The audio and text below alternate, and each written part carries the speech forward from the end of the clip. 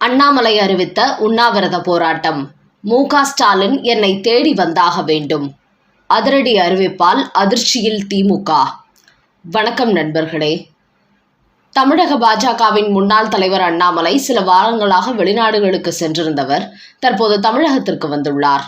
இந்த நிலையில் கடந்த 4 நாட்களுக்கு முன்பு ஈரோடு மாவட்டம் சிவகிரியில் தனியாக வசித்து வந்த 75 வயது ராமசாமி என்கிற முதியவரும் 65 வயது அவரது மனைவி பாக்யம்மாளும் தங்களது தோட்டத்து வீட்டில் கொலை செய்யப்பட்டு கிடந்தார்கள். அவர்களிடமிருந்து 12 சவரன் நகைகள் கொள்ளையடிக்கப்பட்டதாக காவல்துறை தெரிவித்துள்ளார்கள். என்றாலும் இந்த கொலை சம்பவம் நடைபெற்று 4 நாட்களாகியும் இதுவரை கொலையாளிகள் கண்டுபிடிக்கப்படவில்லை. இதே போன்றுதான் கடந்த ஆண்டும் இதே பகுதியில் நடைபெற்ற இரட்டை கொலையில் இப்போது வரை காவல்துறை குற்றவாளிகளை கண்டுபிடிக்கவில்லை. இந்த நிலையில்தான் படுகொலை செய்யப்பட்ட தம்பதிகளின் இல்லத்துக்கு நேரில் சென்று ஆறுதல் கூறியிருக்கிறார் பாஜகவின் அண்ணாமலை. அப்போது பாதிக்கப்பட்ட உங்கள் குடும்பத்தினருக்கு தமிழக பாஜக உறுதுணையாக இருப்போம்.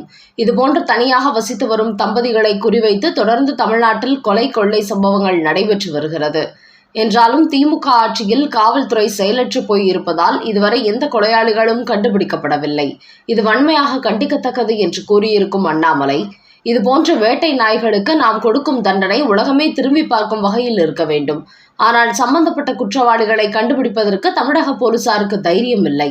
அதனால் இன்னும் 2 வாரங்களில் இந்த கொலையில் சம்பந்தப்பட்டவர்களை தமிழக போலீசார் கைது செய்யவில்லை என்றால் வருகிற 20ஆம் தேதி முதல் சிவகிரியில் என்னுடைய தலைமையில் தொடர்ந்து உண்ணாவிரத போராட்டம் நடைபெறும் என்று அண்ணாமலை அறிவித்திருக்கிறார். அது மட்டுமின்றி இந்த உண்ணாவிரதத்தை கலைப்பதற்கு தமிழக முதலமைச்சர் மு.க. ஸ்டாலின் தான் நேரில் வர வேண்டும். அப்படிப்பட்ட ஒரு உறுதியான உண்ணாவிரதத்தை நாங்கள் மேற்கொள்ளப் போகிறோம்.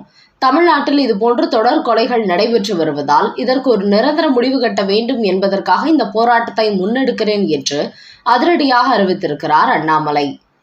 பெரும்பாலும் ஒரு கட்சியின் மாநில தலைவர்கள் தாங்கள் பதவியிலிருந்து மாற்றப்பட்ட பிறகு இதுபோன்ற போராட்டங்களை அறிவிக்க மாட்டார்கள்.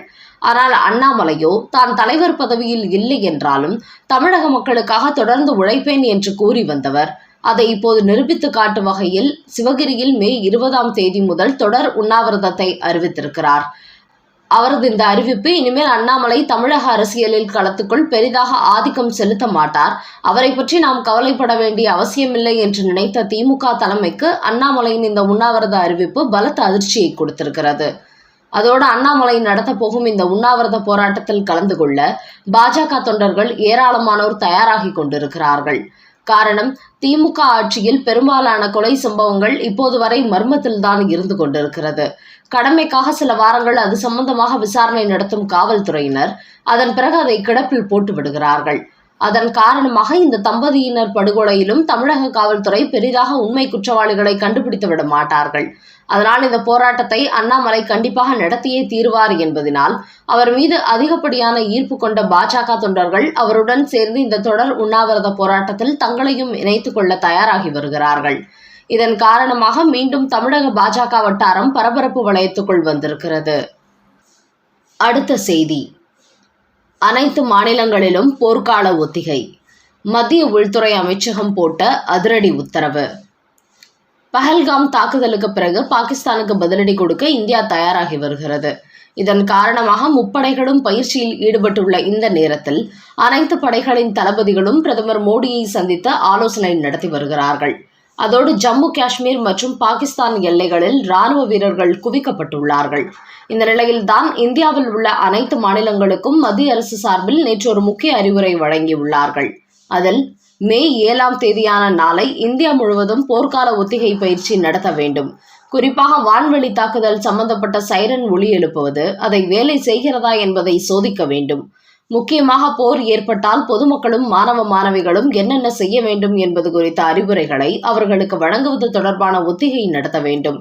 அது மட்டுமின்றி மின்சாரம் தடைப்பட்டால் அதை சமாளிப்பது எப்படி என்பது உள்ளிட்ட அவசர கால நடவடிக்கைகள் குறித்து பொதுமக்களுக்கு ஒத்திகை செய்து காட்ட வேண்டும். உள்துறை அமைச்சகத்தின் கோரிக்கையாக உள்ளது. முக்கியமாக இதுபோன்ற போர்க்கால ஒத்திகை என்பது 2 நாடுகளுக்கு இடையே மோதல் நடக்கும்போதுதான் அறிவிப்பார்கள்.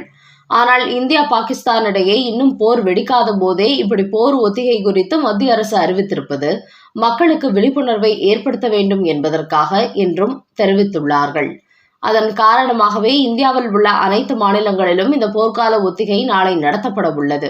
இப்படி இந்தியா பாகிஸ்தான் மீது தொடுக்கும் போருக்காக ஒரு பக்கம் முப்படைகளையும் தயார்படுத்தி வரும் நிலையில் விரைவில் நாங்கள் போருக்கு தயாராகிறோம், அதனால் மக்களும் தயாராக இருங்கள் என்று சொல்லும் வகையில் இப்படி ஒரு அறிவிப்பு வெளியிட்டிருப்பது பாகிஸ்தான் தரப்புக்கு கலவரத்தை ஏற்படுத்தி இருக்கிறது. ஜம்மு காஷ்மீர் தாக்குதலுக்கு பிறகு 10 நாட்களாகியும் இந்தியா தாக்குதல் நடத்தாமல் இருப்பதால் தங்களது நட்பு நாடுகள் மூலம் இந்த போரை நிறுத்திவிட வேண்டும் என்று பாகிஸ்தான் தரப்பு முயற்சித்து வருகிறது. என்றாலும் இந்தியாவை பொறுத்தவரை போர் பயிற்சியில் ஈடுபடுவது, போருக்கான ஆயுதங்களை வெளிநாடுகளிலிருந்து இறக்குமதி செய்வது என்று இதுவரை செயல்பட்டு வந்தவர்கள் இப்போது இந்திய மக்களையும் உஷார் நிலையில் இருக்குமாறு தயார்படுத்தி விட்டதால் எப்போது வேண்டுமானாலும் பாகிஸ்தான் மீது இந்தியா போர் தொடுக்கலாம் என்பது இதன் மூலம் உறுதியாகியுள்ளது. மேலும் தற்போது இந்தியா பாகிஸ்தான் மீது பொருளாதார தடை விதித்திருப்பது, சிந்து நதி உள்ளிட்ட பல ஒப்பந்தங்களை ரத்து செய்துவிட்டது. இதன் காரணமாகவே பாகிஸ்தானின் அணைகள் தண்ணீர் இல்லாமல் வறண்டு கிடக்கின்றன. இந்தியா பாகிஸ்தான் இடையே மோதல் ஏற்பட்டால் பொருளாதார ரீதியாக எந்த நாடு அதிகம் பாதிப்புக்கு உள்ளாகும் என்று குளோபல் ரேட்டிங் ஏஜென்சியான மூடிஸ் ஒரு தகவல் வெளியிட்டுள்ளது. அதில் இந்தியாவுக்கு முதலீடுகள் தனியார் பங்களிப்பு நன்றாக உள்ளது, ஆனால் பாகிஸ்தானுக்கு அப்படி இல்லை. அவர்களுக்கு நிதி பிரச்சனை என்பது பெரும் பிரச்சனையாக வெடிக்கும். அந்த நாட்டின் பொருளாதாரத்தில் மிகப்பெரிய பின்னடைவு ஏற்படும்.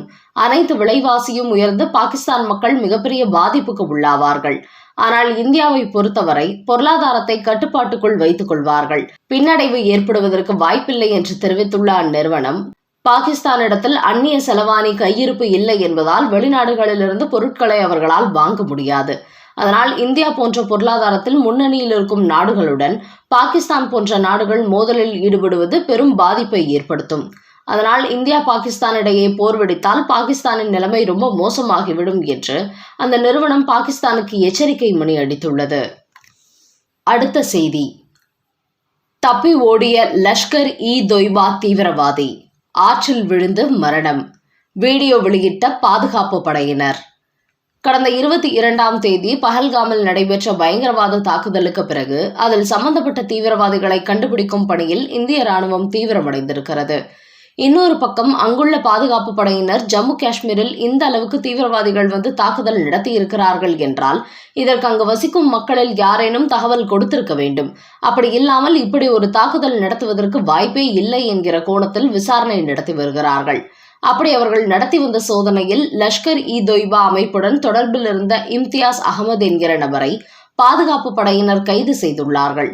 அப்போது அவனிடம் நடத்திய விசாரணையில் லஷ்கர்-இ-தொய்பா அமைப்புடன் தனக்கு தொடர்பு இருப்பதை ஒத்துக்கொண்டவன் அவர்களின் மறைவிடத்தை காட்டுவதாக அழைத்து சென்றிருக்கிறான். ஆனால் ஒரு கட்டத்தில் அங்குள்ள வைஷோ என்கிற ஆற்றில் குதித்து பாதுகாப்பு படையிடமிருந்து தப்பிக்க முயற்சி செய்துள்ளான். ஆனால் அந்த ஆற்றில் அதிகப்படியாக நீர் வந்ததால் அவன் நீரில் அடித்து செல்லப்பட்டுள்ளான். அதையடுத்து அவனது உடலை பாதுகாப்பு படையினர் கண்டுபிடித்துள்ளார்கள். அதோடு அவன் ஆற்றில் குதித்து தப்பி ஓடுவது மற்றும் ஆற்று நீரில் அடித்து செல்லப்பட்டு மரணம் அடைந்த அவனது உடலை கண்டுபிடித்து மீட்டு கொண்டு வருவது உள்ளிட்ட வீடியோ காட்சிகளை பாதுகாப்பு படையினர் வெளியிட்டுள்ளார்கள். இந்தியா பாகிஸ்தான் போர் தடுக்கப்படுமா? ஐநா சபையில் நடந்த அவசர ஆலோசனை. ஜம்மு காஷ்மீர் நடந்த தாக்குதல் சம்பவத்துக்கு பிறகு பயங்கரவாத கூடாரங்களை அழிக்கும் முயற்சியில் இந்திய ராணுவம் ஈடுபட்டுள்ளது.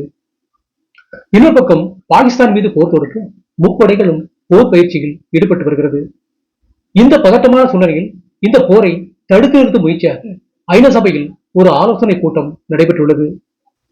அந்த ஆலோசனைக்கு பிறகு இந்தியா பாகிஸ்தான் நாடுகள் தவறு செய்யாதீர்கள், ராணுவ நடவடிக்கைகள் ஒருபோதும் நிரந்தரமான தீர்வாகாது, போரை நிறுத்திவிட்டு பேச்சுவார்த்தை நடத்துங்கள், அப்போதுதான் நிரந்தர தீர்வு காண முடியும் என்று ஐநா சபையின் பொதுச் செயலாளர் அறிவித்திருக்கிறார்.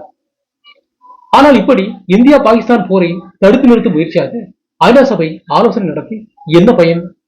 உக்ரைன், ரஷ்யா, இஸ்ரேல், காசா இடையே ஓராண்டுக்கு மேலாக போர் நடந்து கொண்டு வருகிறது. ஆனால் இந்த போரை தடுத்து நிறுத்த ஐநா சபை பெரிதாக எந்த முயற்சியும் எடுக்கவில்லை. இந்த நேரத்தில் இந்தியா பாகிஸ்தான் போரை தடுத்து நிறுத்தப் போவதாக ஆலோசிப்பது தேவையில்லாத ஒன்று என பல உலக தலைவர்களும் அதற்கு எதிர்கருத்து வெளியிட்டு வருகிறார்கள்.